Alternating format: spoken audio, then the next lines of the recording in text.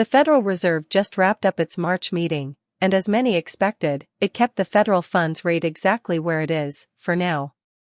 While inflation cooled a bit in February, it's still running hotter than the Fed's 2% target, which explains the central bank's cautious approach.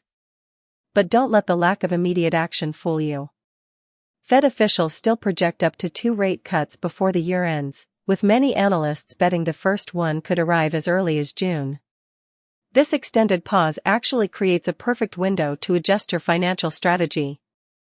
Whether you're trying to maximize your savings returns, lock in favorable borrowing terms, or position your investments for what's coming, the decisions you make during this wait-and-see period could shape your finances throughout 2025.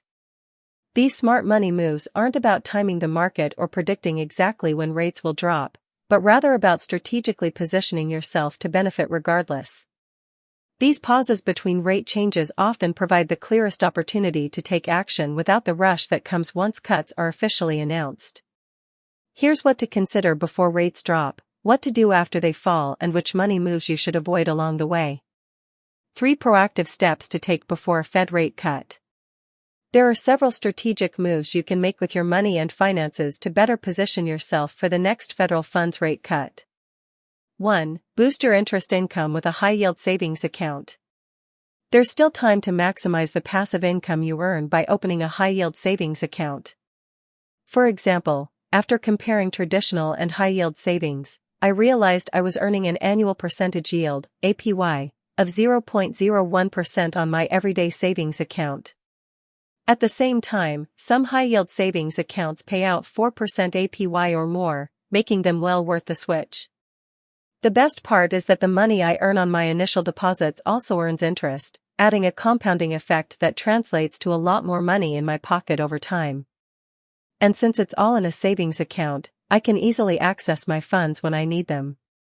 Even with the prospect of rate cuts beginning as early as June 2025, you can still find HYSAs offering around 4% APY and more, making this a prime opportunity to start earning higher yields. 2. Lock in high rates on long-term CDs.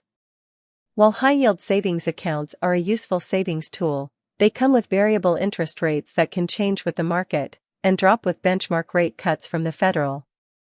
That's where CDs come in. Certificates of deposit allow you to lock in a fixed APY today that stays the same over the entire term of your CD. For example, opening a 12-month CD that earns 4% today means you'll continue earning 4% over the entire 12 months, even as HYSA interest rates drop. That's a guaranteed return of about $400 on a $10,000 deposit with daily compounding.